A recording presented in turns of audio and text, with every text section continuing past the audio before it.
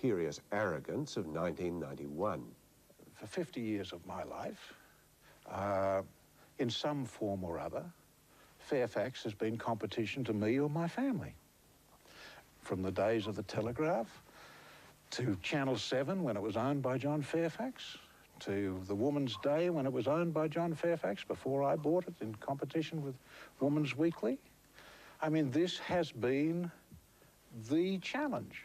The idea that I can end up buying 15% of John Fairfax and the Fairfax family have departed from Fairfax amuses me.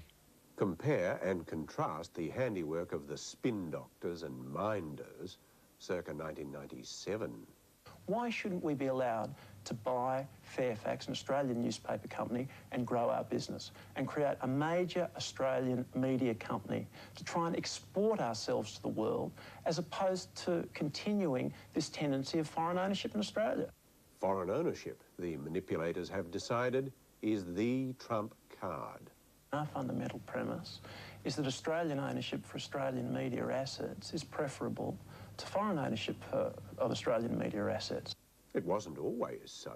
Nowhere in the world, or in the English-speaking world, are you restricted from owning newspapers.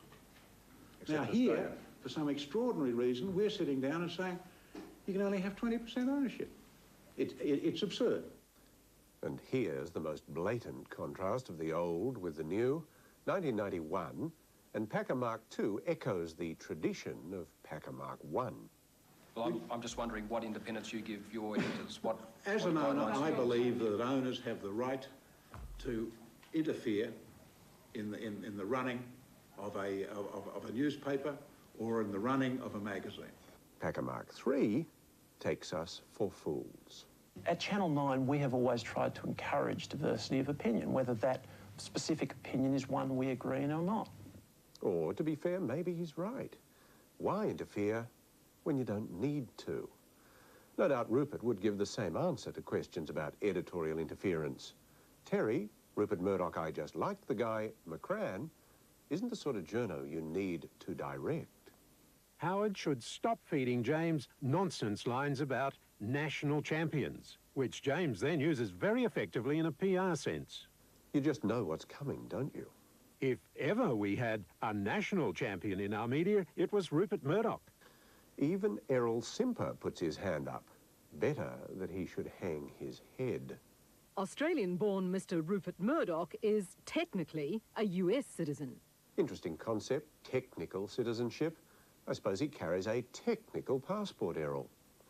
The first to take the gloves off was Piers Hatchetman, who had an angle of his own, under the headline, Born to rule, but unfit for media prize. Ackerman delighted in describing his boss's enemy as the nation's greatest pornographer. A cut very close to the bone, which I understand Sydney Carey found very hurtful. Incidentally, the drawing of Packer with his hands on the Fairfax Herald, having turned it into a tits and bum shocker, was anonymous, ineffectual as an attempt at self-protection because Eric Lobicki's style is so distinctive.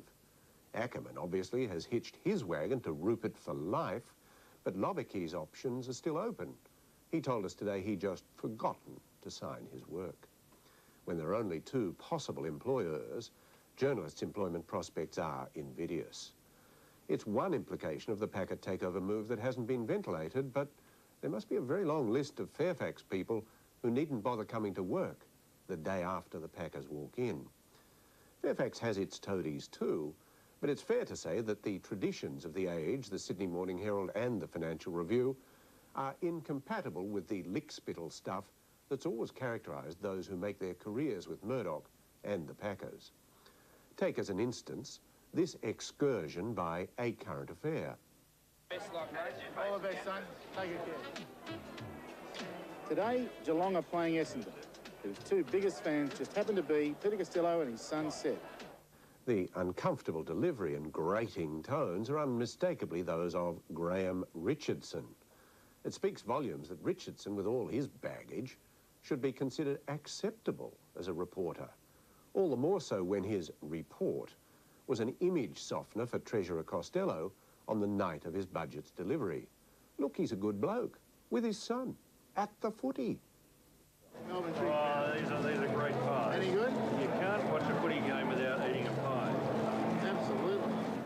long is it going to be before you're Prime Minister? Look, fair question, is it?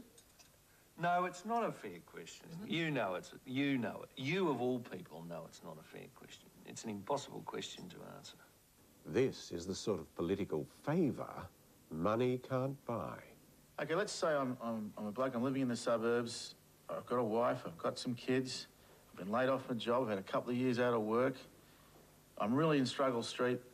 Are you the bloke who understands my problems? Maybe not, Graham, but you could always ask Kerry to take you on. It ought to be utterly unacceptable that Richardson's political fixing should find a place on ACA, where the subtext isn't that Costello's in line for Howard's job, it's that Packer can make Costello or break him. As Tom Burton, good God, he must be getting nervous, reminded us last month, Richardson was often described by his own colleagues as the Minister for Channel 9. and to those who know about these things, Costello is now being seen as the cabinet replacement for Graham Richardson. the last thing Richardson was doing on ACA was reporting. And as for Burton's line that Costello's being seen as this government's Minister for Channel 9, let's revisit Packer Mark II's performance in the 1991 Print Media Inquiry, where one of the cross-examiners was Peter Costello, veteran of the Dollar Sweets case, where he made his name by smashing the trade union. Hard-hitting questions? Judge for yourself. I am not the proprietor of John Fairfax, and I am never destined to be the proprietor of John Fairfax. I mean, I agree with you. I think a terrible campaign has been waged against you. What I'm trying to feel is what you would have done about it, and what you seem to be saying is you would have done something, but... What I'm saying to you is judge me on my record. It isn't what you know, of course. It's who you get to shake hands with. Well, he has no greater access than any other 29-year-old, does he? Fairfax delivered to the Packers, self-confessed interventionists whose journalists are as fearful and compliant as Murdoch's, and with good reason, and the ABC robbed of effectuality. God help us. Good night to you.